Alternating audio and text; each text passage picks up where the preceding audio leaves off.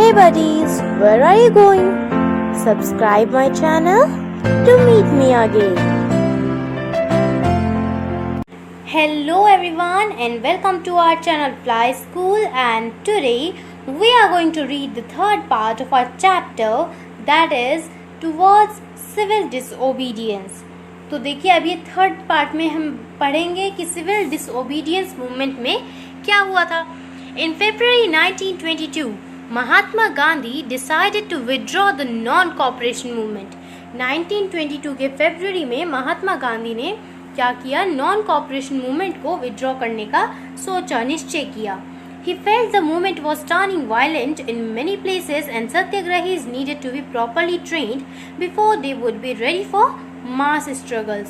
तो उनको लगा कि जो ये मूवमेंट है, जो नॉन कॉपरेशन मूवमेंट है, वो कहीं ना कहीं एक तरह से हिंसक मूवमेंट बन रहा था और सत्याग्रहीज को सबसे पहले ट्रेन करना पड़ेगा, तब जाके हम ऐसा मूवमेंट चला सकते हैं. वरना ये क्या होगा कि सबके मन में अलग अलग एक स्वराज की एक अलग अलग ही परिभाषा बनी रहेगी और इसी तरह से लोग वायलेंस फैलाते रहेंगे. Within the Congress, some leaders were by now tired of mass struggle and wanted to participate in elections to the provincial councils that had been set up by the Government of India Act of 1919. तो अब कांग्रेस के कुछ leaders ऐसे थे जो अब इस struggle से थक चुके थे और वो अब इलेक्शन में पार्टिसिपेट करना चाहते थे. ठीक है, जो elections government of India act of 1909 के तहत होने वाले थे. They felt that it was important to oppose British policies within the councils, argue for reform, and also demonstrate that these councils were not truly democratic. C.R. Das and Motilal Nehru formed the Swaraj Party within the Congress to argue for a return to council politics. अब C.R. दास ने और मोतीलाल नेहरू ने क्या किया, एक Swaraj party बनाई कांग्रेस के अंदर ही, to argue for a return to council politics. उन लोगों ने ये आर्ग्यू करने के लिए कि काउंसिल पॉलिटिक्स को वापस किया जाए, ये आर्ग्यू करने के लिए अपनी एक स्वराज पार्टी बनाई. But younger leaders like Jawaharlal Nehru and Subhash Chandra Bose pressed for more radical mass agitation and for full independence. लेकिन इधर ही क्या हुआ, यंग लीडर्स जो थे जैसे कि जवाहरलाल नेहरू और सुभाष चंद्र बोस क्या कर रहे थे, मास एजिटेशन के लिए ही दबाव बना रहे थे. ठीक है, in such a situation of internal debate and dissension, two factors again shaped Indian politics toward the late 1920s. The first was the effect of the worldwide economic depression. Agricultural prices began to fall from 1926 and collapsed after 1930. As the demand for agricultural goods fell and exports declined, peasants found it difficult to sell their harvest and pay their revenue. By 1930, the countryside was in turmoil. तो देखिए जब ये internal debate एक चलने लगी, जो दो factor थे, two factors again shaped Indian politics toward the, फिर वापस से दो फैक्टर जो थे वो इंडियन पॉलिटिक्स को शेप देते हैं. The first was the effect of the world wide economic depression. पहला फैक्टर ये था कि हर जगह पर क्या चल रहा था, इकोनॉमिक डिप्रेशन चल रहा था. और दूसरा ये था कि जो क्या बोलते हैं, एग्रीकल्चर के प्राइसेस थे वो बहुत ज़्यादा गिर चुके थे और पीजेंट्स जो थे वो अब रेवेन्यू भी पे नहीं कर पा रहे थे और पूरी की पूरी जो कंट्री थी 1930 तक वो टर्म ऑयल में आ चुकी थी. Against this background the new Tory government in Britain constituted a statutory commission under sir John Simon set up in response to the national movement. द commission was to look into the functioning of the constitutional system in India and suggest changes. The problem was that the commission did not have a single Indian member. They were all British. अब देखिए अब क्या हुआ, अब एक नई government, Tori government ने Britain की क्या किया, एक कमीशन बनाने की सोची. किसके अंडर में, सर जॉन सिमन के अंडर में, और उसका नाम था सिमन कमीशन. ठीक है, उस कमीशन का नाम था सिमन कमीशन. और ये कमीशन क्यों बनाई जाने वाली थी, ये कमीशन इसलिए बनाई जाने वाली थी ताकि इंडिया के लिए कुछ कॉन्स्टिट्यूशनल सिस्टम्स बनाए जा सकें और कुछ कॉन्स्टिट्यूशंस बनाए जा सकें जो कि उसके सिस्टम को चला सकें. ओके, अब सबसे बुरी बात इसमें यह थी कि इस कमीशन में एक भी इंडियन मेंबर नहीं था, सभी के सभी क्या थे, ब्रिटिश मेंबर्स थे. अब लोगों को ये लगा जब इसके अंदर एक भी इंडियन मेंबर नहीं है तो कैसे हम अपने हक, अपने जो राइट्स हैं उनको हम वहाँ पे रख पाएंगे. When the Simon Commission arrived in India in 1928, it was greeted with the slogan "Go back Simon." तो जब 1928 में सिमन कमीशन इंडिया में आई तो उसको इस तरह से ग्रीट किया गया, मतलब कि उसको जब वो आई तो उन्हें बोला गया कि go back Simon. Simon. All parties including the Congress and the Muslim League participated in the demonstration. अब सिमोन कमीशन के अगेंस्ट सभी पार्टीज ने मिलकर क्या किया, मिलकर डेमोन्स्ट्रेट किया उसको. In an effort to win them over, the Viceroy Lord Evan announced in October 1929 a vague offer of dominion status for India in an specified future and a round-table conference to discuss a future constitution.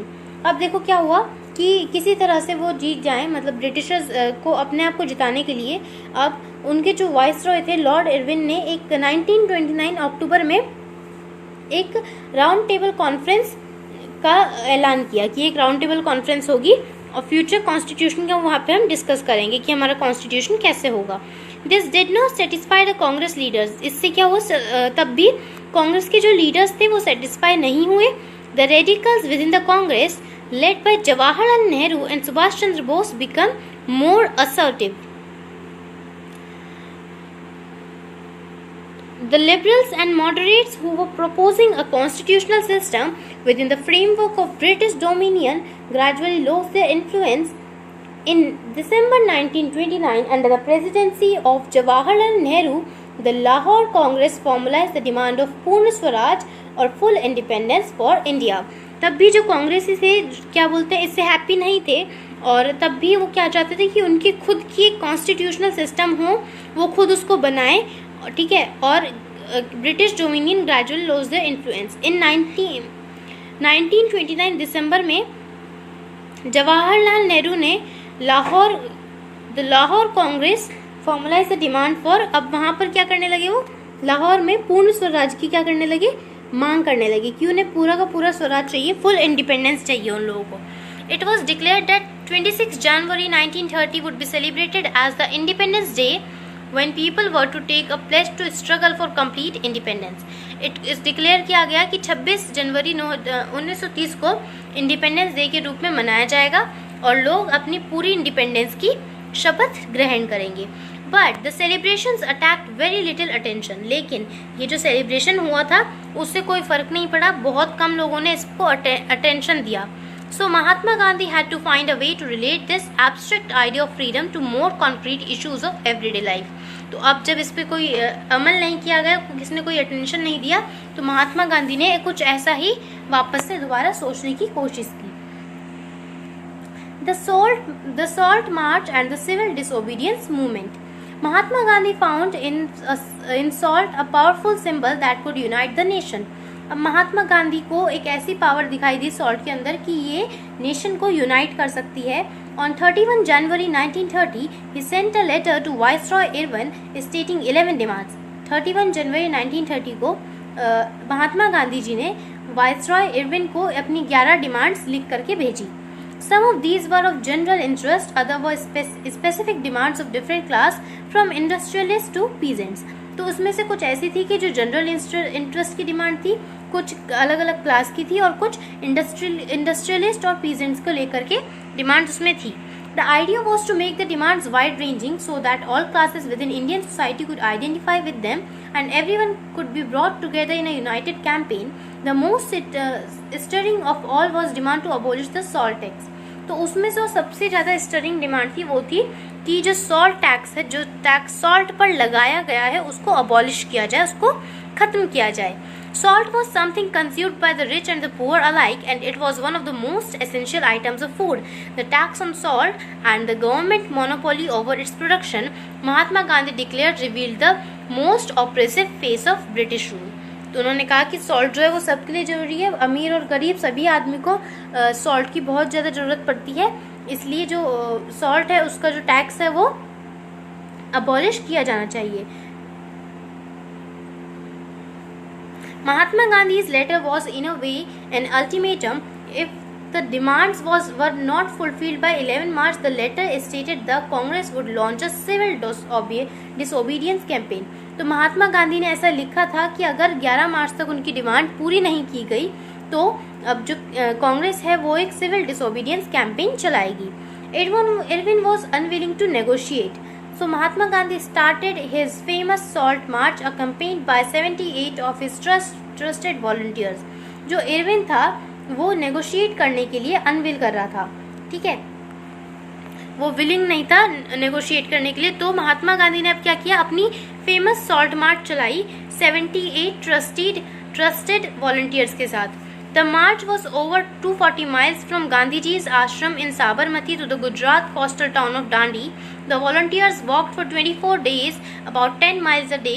Thousands came to hear Mahatma Gandhi wherever he stopped, and he told them what he meant by Swaraj and urged them to peacefully defy the British. On 6 April, he reached Dandi and ceremonially violated the law manufacturing salt by boiling sea water. अब देखिए उन्होंने क्या किया, महात्मा गांधी ने अपने 78 volunteers के साथ वो डांडी मार्च करने के लिए निकल चुके थे, सॉल्ट मार्च करने के लिए निकल चुके थे, और वो अपने आश्रम साबरमती से लेकर के गुजरात के कोस्टल टाउन डांडी तक पैदल गए थे। वो लगभग 240 माइल्स पैदल चले थे। उन्होंने 24 दिन तक यह यात्रा पूरी करी। 10 माइल उन्होंने एक दिन में कंप्लीट किया, और वो जहाँ भी रुकते थे बहुत से लोग उनसे मिलने के लिए और उनको सुनने के लिए आते थे, और वो जहाँ भी रुकते थे वो यही कहते थे कि हमें नॉन वायलेंस से क्या करना है, इंडिपेंडेंस हासिल करनी है, ठीक है, पीसफुली हमें ब्रिटिशर्स को हराना है। ऑन 6 अप्रैल को डांडी पहुंच गए, और उन्होंने फिर क्या किया, उन्होंने सेरेमनली लॉ को वायलेट किया, और क्या किया, अब बॉइलिंग सी वाटर से उन्होंने सॉल्ट मैन्युफैक्चर करने का काम शुरू कर दिया। This mark the beginning of the civil disobedience movement, और यहाँ पर बिगनिंग हुई किसकी, सिविल डिसोबीडियंस मूवमेंट की। How was this movement different from the non cooperation movement. अब ये मूवमेंट नॉन कॉपरेशन मूवमेंट से अलग कैसे था। People were now asked not only to refuse cooperation with the British as they had done in 1921 to 22, but also to break colonial laws. अब पहले तो लोग उन लोगों को क्या कर रहे थे, रिफ्यूज कर रहे थे, बॉयकॉट कर रहे थे चीज़ों को, लेकिन अब इस वाले मूवमेंट में क्या था कि लोगों को लॉज को भी ब्रेक करना था। Thousands in different parts of the country broke the salt law, manufactured salt and demonstrated in front of government salt factories. तो बहुत से लोगों ने यही करना शुरू कर दिया कि सॉल्ट लॉ को तोड़ करके उन्होंने मैन्युफैक्चर करना शुरू कर दिया सॉल्ट को, और गवर्नमेंट सॉल्ट फैक्ट्रीज के सामने उसको डेमोन्स्ट्रेट भी किया। As the movement spread, foreign clothes were boycotted and liquor shops were picketed, peasants refused to pay revenue and chaukidari taxes, village officials resigned, and in many places forest people violated forest laws, going into reserved forest to collect wood and graze cattle. तो कहीं पे क्या हुआ कि foreign clothes को boycott किया गया, liquor की शॉप्स वापस से वो क्या बोलते हैं धरने पर वो लोग बैठ गए। पीजेंट जो थे उन्होंने रेवेन्यू देने के लिए मना कर दिया, और जो भी चौकीदारी के टैक्स है उनको देने के लिए मना कर दिया, और विलेजेस के जो ऑफिशियल्स थे उन्होंने रिज़ाइन कर दिया। बहुत से लोगों ने फॉरेस्ट लॉज जो चल रहे थे उन्होंने भी उसको तोड़ दिया, कि उन लोगों ने रिजर्व फॉरेस्ट से आना जाना शुरू कर दिया, और अपने कैटल्स को वहाँ पर ग्रेज कराना भी शुरू कर दिया। वरीड बाय द डेवलपमेंट के लिए जो लोग वरी थे, मतलब कि जो ब्रिटिशर्स वरी थे डेवलपमेंट के लिए, the colonial government began arresting the Congress leaders one by one. अब ये सब कुछ देख के जो गवर्नमेंट ने क्या किया, कॉलोनियल गवर्नमेंट ने एक के बाद एक लोगों को अरेस्ट करना शुरू कर दिया। This led to violent clashes in many places. इससे क्या हुआ, वापस से वही हिंसा चालू हो गई। When Abdul Ghaffar Khan, a devout disciple of Mahatma Gandhi, was arrested in April 1930, angry crowds demonstrated in the streets of Peshawar, facing armored cars and police firing. तो जब अब्दुल गफर खान को, जो कि एक डिसिपल था, शिष्य था महात्मा गांधी के, तो जब उनको अरेस्ट किया गया 1930 अप्रैल में, तो पेशावर के स्ट्रीट्स में बहुत ज़्यादा लड़ाई, फायरिंग होने लगी। Many were killed, बहुत से लोग मारे गए। A month later, when Mahatma Gandhi himself was arrested, industrial workers in Sholapur attacked police posts, municipal buildings, law courts and railway stations, all structures that symbolized British rule. A frightened government responded with a policy of brutal repression. peaceful satyagrahis were attacked, women and children were beaten and about 100,000 people were arrested. तो जब खुद महात्मा गांधी जी को arrest किया गया तो शोलापुर के लोगों ने अटैक करना शुरू कर दिया. इंडस्ट्रियल के वर्कर्स थे, वो म्यूनिसिपल बिल्डिंग्स पर और लॉ कोर्ट्स पर, स्टेशंस पर उन्होंने अटैक करना शुरू कर दिया. जो चीज़ ब्रिटिश के रूल को दर्शा रही थी उन्होंने उस चीज़ पर ही अटैक करना शुरू कर दिया. और इससे क्या हुआ, जो गवर्नमेंट थी वो डर भी गई, लेकिन उन्होंने वापस से एक ब्रूटल रिप्रेशन किया. और फिर क्या हुआ, जो सत्याग्रहीज थे उन लोगों को अटैक किया गया, वुमेन्स को मारा गया, चिल्ड्रंस को मारा गया और कम से कम 100,000 लोगों को तब अरेस्ट किया गया था. In such a situation Mahatma Gandhi once again decided to call off the movement and entered into a pact with Irvin on March 1931. 5 March 1931. अब इस सिचुएशन में वापस से महात्मा गांधी जी ने इस मूवमेंट को ख़त्म करने का निश्चय लिया और उन्होंने सोचा कि अब एक पैक्ट किया जाए इरविन के साथ, जो इसको इरविन पैक्ट कहा गया 5 मार्च 1931 में. By this Gandhi Irwin pact Gandhi ji consented to participate in a round table conference.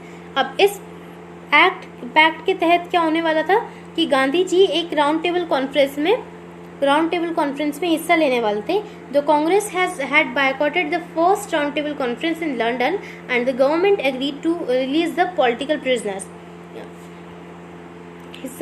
Gandhi ji जो थे राउंड टेबल कॉन्फ्रेंस में हिस्सा लेने वाले थे लंदन में, and the government agreed to release the political prisoners. और उसके बाद गवर्नमेंट ने क्या किया, जो जिन भी पॉलिटिकल लोगों को उन्होंने अरेस्ट किया था उनको छोड़ने की वो कर दी. In December 1931, Gandhiji went to London for the conference, but the negotiations broke down and he returned disappointed. तो दिसंबर 1931 में गांधी जी लंदन गए राउंड टेबल कॉन्फ्रेंस के लिए, लेकिन नेगोशिएशंस क्या हो गए, टूट गए और वो वापस लौट गए disappointed. Back in India, he discovered that the government had begun a new cycle of repression. Ghaffar Khan and Jawaharlal Nehru were both in jail. The Congress had been declared illegal and a series of measures had been imposed to prevent meetings, demonstration and boycotts. With great apprehension, Mahatma Gandhi relaunched the civil disobedience movement. For over a year, the movement continued, but by 1934 it lost its momentum. तो जब वो London से वापस आते हैं, वो वापस से देखते हैं कि गफर खान और नेहरू जो थे वो जेल में थे और कांग्रेस को भी इलीगल डिक्लेयर कर दिया गया था और जो भी मीटिंग्स वगैरह होती थी उन सबको बॉयकॉट किया गया था, उन सबको क्या किया, इलीगल डिक्लेयर कर दिया एक तरह से. विद ग्रेट अप्रहेशन महात्मा गांधी फिर उसके बाद फिर से महात्मा गांधी ने अपना सिविल डिसोबीडियंस मूवमेंट चालू किया और वो मूवमेंट 1 साल तक चला, लेकिन 1934 तक उसकी सारी जो मोमेंटम था, सब कुछ एनर्जी खत्म हो चुकी थी. How participants saw the movement. Let us now look at the different social groups that participated in the civil disobedience movement. Why did they join the movement? What were their ideals? What did Swaraj mean to them? तो अब देखते हैं कि कैसे कैसे अलग अलग social groups ने इसमें पार्टिसिपेट किया और उनके लिए उसका अलग अलग क्या मतलब था. In the countryside, rich peasant communities like the Patidars of Gujarat and the Jats of Uttar Pradesh were active in the movement. तो ये जो थे गुजरात के जो पाटीदार थे और जाट थे उत्तर प्रदेश के, वो एक्टिव थे इस मूवमेंट में. Being producers of commercial crops, they were very hard hit by the trade depression and falling prices. तो ये लोग जो क्रॉप्स उगाने वाले लोग थे, मतलब बेसिकली हम बोल सकते हैं किसान जो थे, उनको सबसे ज़्यादा इसमें लॉस हुआ था और उनको ही सबसे ज़्यादा ये हिट हार्ड कर रही थी. As their cash income disappeared, they found it possible to pay the government's revenue demand, and the refusal of the government to reduce the revenue demand led to widespread resentment. These rich peasants became enthusiastic supporters of the civil disobedience movement, organizing their communities and at times forcing reluctant members to participate in the boycott programs. For them, the fight for Swaraj was a struggle against high revenues, but they were deeply disappointed when the movement was called off in 1931 without the revenue rates being revised. So when the movement was started in 1932, many of them refused to participate. इसमें दिया गया है कि बड़े बड़े rich जो थे rich peasants जो थे वो बहुत ही ज़्यादा एंथुसियास्टिक थे इस मूवमेंट को लेकर, इसमें इसके सपोर्ट में थे।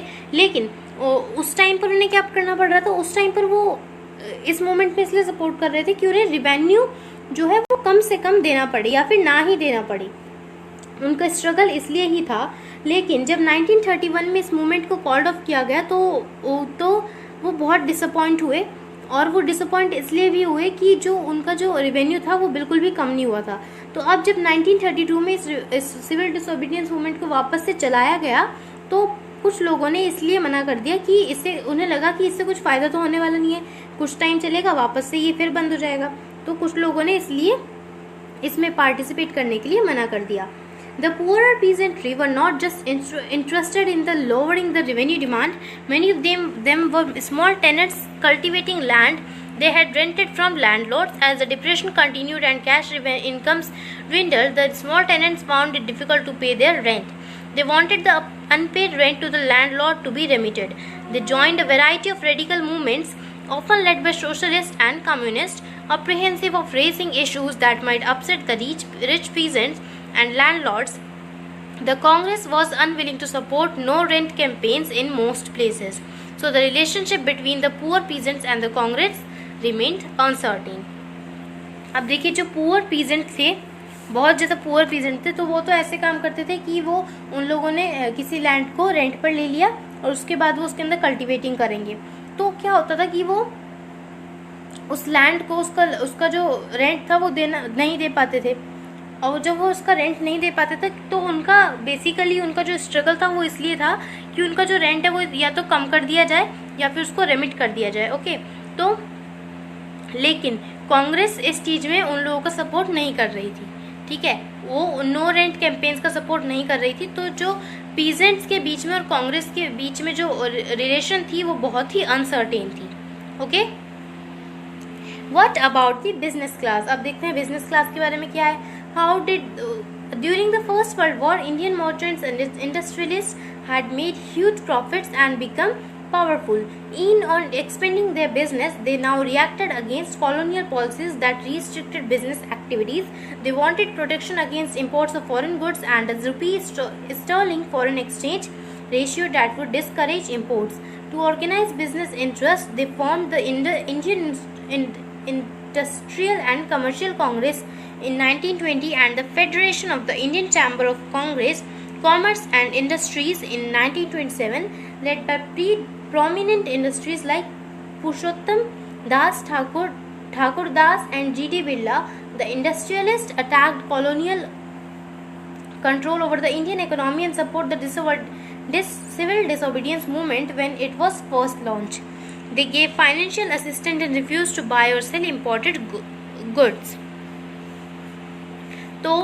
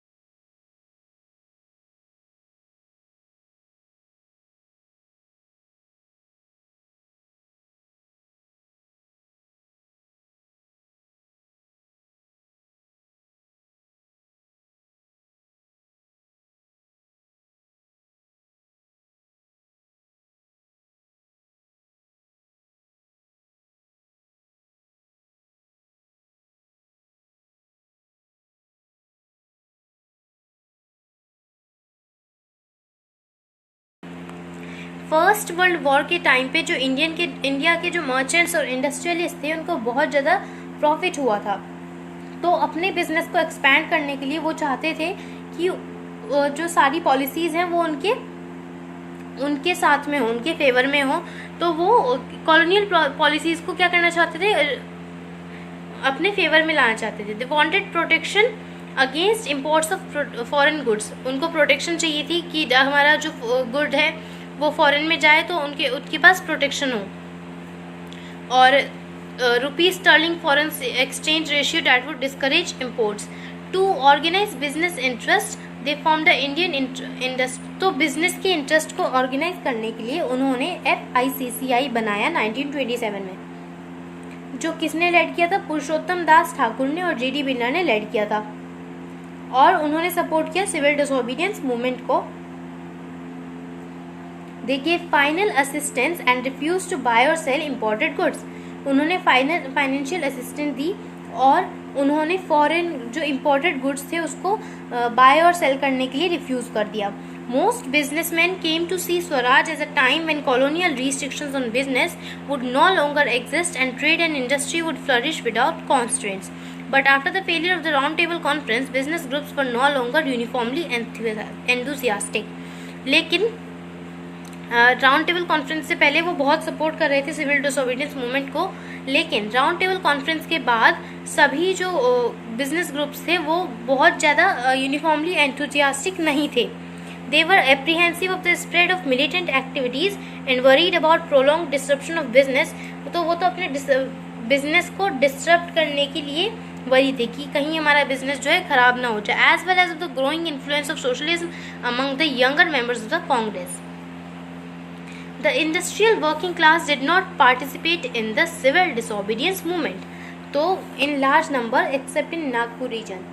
तो इंडस्ट्रियल वर्किंग जो क्लास थी, इंडस्ट्रीज वाले जो लोग थे, उन लोगों ने ज़्यादा पार्टिसिपेट नहीं किया, सिर्फ नागपुर के रीजन में लोगों ने पार्टिसिपेट किया। As the industrialist came closer to the Congress, workers stage aloof.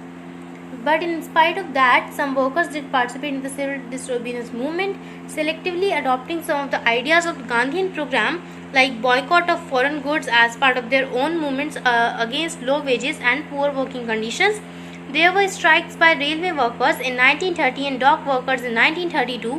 In 1930, thousands of workers in the Chota Nagpur tin mines wore Gandhi caps and participated in protest rallies and boycott campaigns. But the Congress was reluctant to include workers' demands as part of its program of struggle. It felt that this would alienate industrialists and divide the anti-imperial forces.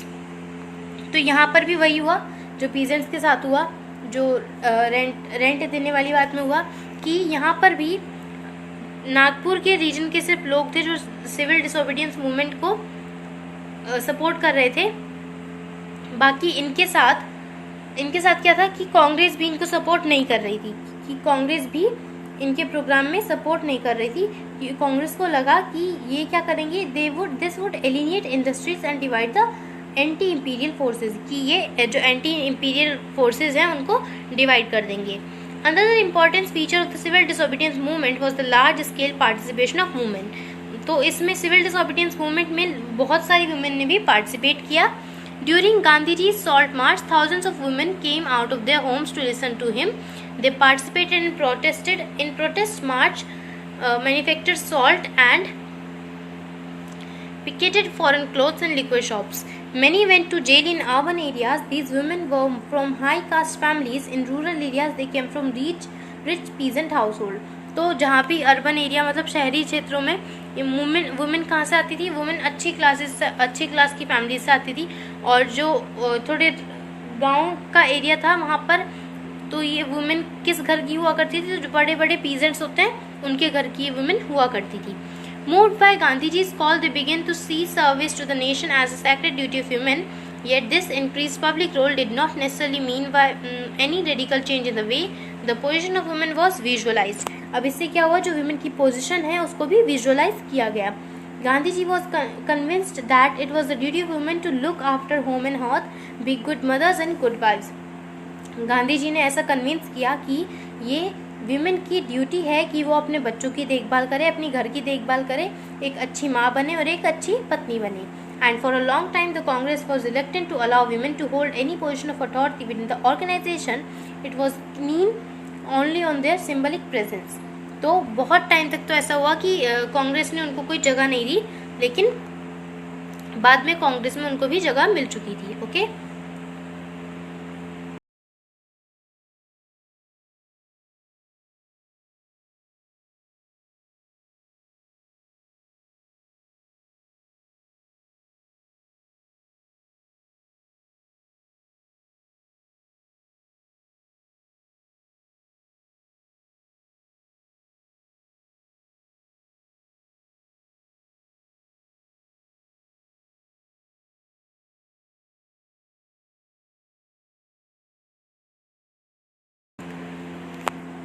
The limits of civil disobedience movement.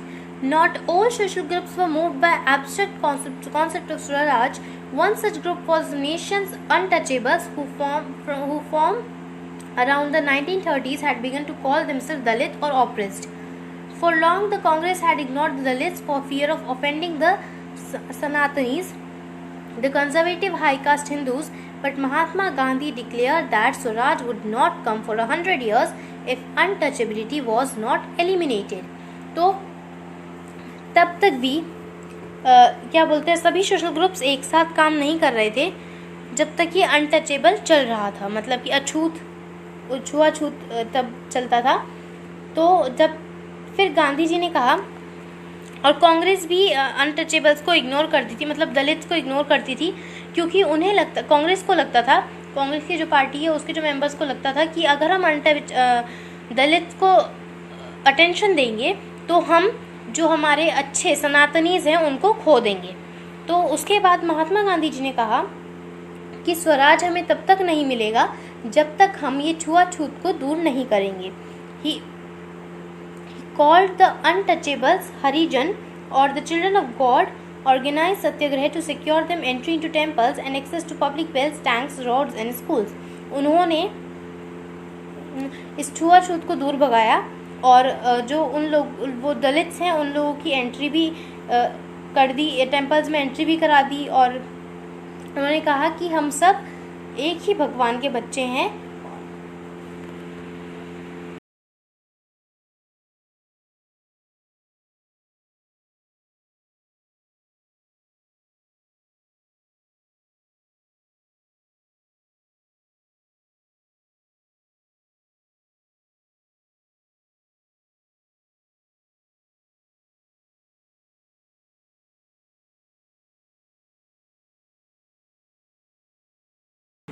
और उन्होंने उनके public Wales, tanks और road, school सब में entry allow करा दी. He himself cleaned toilets to dignify the work of the Bhangi and persuaded upper caste to change their heart and give up the sin of untouchability. तो वो अपने आप क्या करने लगे, टॉयलेट्स को साफ करने लगे, और कि ऐसा कुछ नहीं होता कि कोई छोटा बड़ा होता है, उनका कहने का मतलब ये था. But many Dalit leaders were on a different political solution to the problem of the community. They began organizing themselves, demanding reserved seats in educational institutions and a separate electorate that would choose Dalit member for legislative council. लेकिन बहुत से जो दलित political leaders थे उन्होंने क्या किया, उन्होंने हर जगह पर सीट्स रिजर्व करने की डिमांड की कि उनके लिए अलग सीट्स रिजर्व की जाएंगी एजुकेशनल इंस्टीट्यूशन में भी, और कोई भी जो लेजिस्लेटिव काउंसिल होगी उसमें भी. Political empowerment they believed would resolve the problems of their social disabilities. Dalit participation in the civil disobedience movement was therefore limited, particularly in the Maharashtra and Nagpur region, where their organization was quite strong. तो दलित का जो participation था वो mainly Maharashtra और नागपुर से ही था.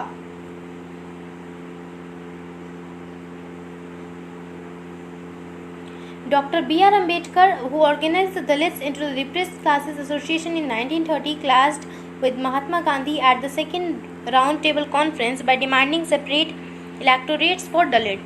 तो doctor B are Ambedkar ने सेकेंड राउंड टेबल कॉन्फ्रेंस पे ये कहा कि उनको एक अलग से इलेक्टोरेट चाहिए दलित्स के लिए.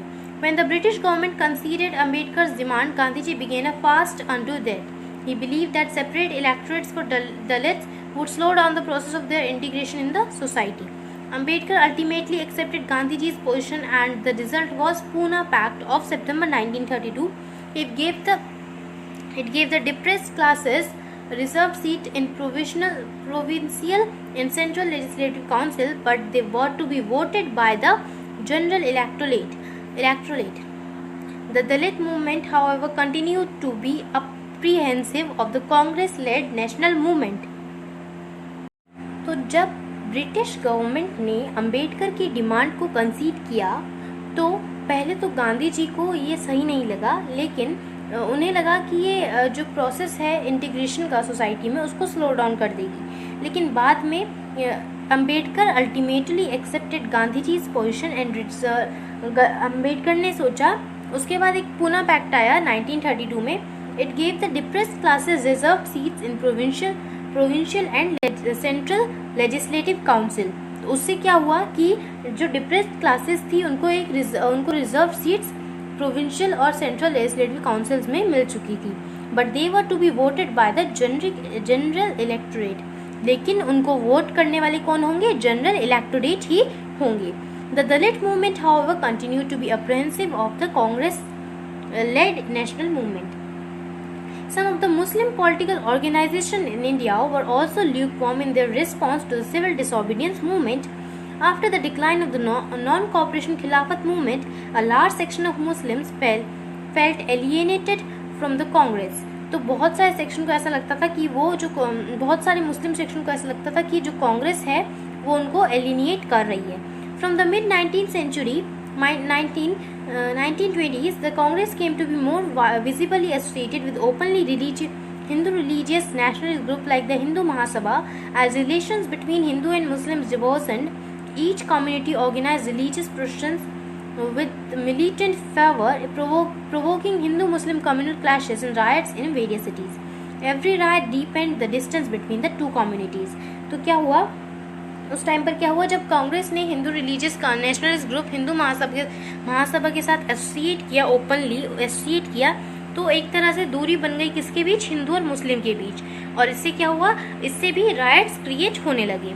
The Congress and the Muslim League made effort to renegotiate an alliance, and in 1927 it appeared that such a unity could be forged.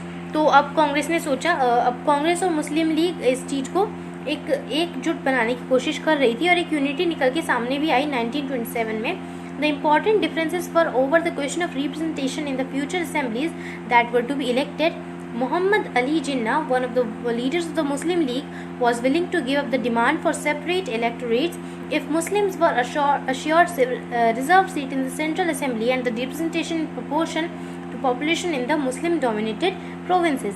Negotiations over the question of representation continued, but all hope of resolving the issue at the All Parties Conference in 1928 disappeared when M.R. Jayakar of the Hindu Mahasabha strongly opposed efforts at compromise. तो जो मोहम्मद अली जिन्ना थे वो अपनी जो demand है separate electorates की उसको छोड़ देते। उनका कहना था कि अगर मुस्लिम्स को भी इसी तरह से रिजर्व सीट्स दी जाएं तो। Negotiations over the question of representation continued, but all hope of resolving the issue at all the parties conference in 1928 disappeared when M.R. Jayakar of the Hindu Mahasabha strongly opposed. तो M.R. Jayakar ने जो हिंदू महासभा के वो थे, हिंदू महासभा से थे, उन लोगों ने इस चीज़ को बहुत ज़्यादा अपोज किया। When the civil disobedience movement started, there was thus an atmosphere of suspicion and distrust between communities. Alienated from the Congress, large section of Muslims could not respond to the call for a united struggle. Many Muslim leaders and intellectuals expressed their concern about the status of Muslims as a minority within India. They feared that the culture and identity of minorities would be submerged under the domination of Hindu majority. तो जब ये civil disobedience movement start हुआ था तो एक suspicion का माहौल वहाँ पर बना हुआ था, सस्पेंस वहाँ पर क्रिएट हो रखा था। मुस्लिम लोगों को ऐसा लगता था कि अगर वो लोग इस चीज़ में जाते हैं, मतलब सिविल डिसोबीडियंस में जाते हैं, और ये उनके लिए क्या होगा, उनके लिए अपने लिए कंसर्न का मामला होगा कि उन लोगों को एक अलग से स्टेटस नहीं मिलेगा। ठीक है, उन लोगों को सोचना ये था दे फियर दैट द कल्चर, उनको डर था कि कहीं ऐसा ना हो कि हम लोग सिर्फ एक माइनॉरिटी बन के रह जाएं और जो भी है सब कुछ हम लोग कहीं हिंदू मेजॉरिटी के अंडर सबमर्ज ना हो जाएं। ओके तो इस तरह से सिविल डिसोबीडियंस मूवमेंट हुआ, उसकी कुछ लिमिट्स भी थी जो हमने आपको बता दी हैं।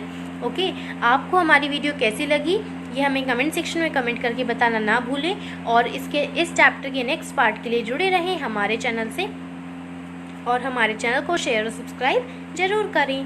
Thank you, bye bye everyone.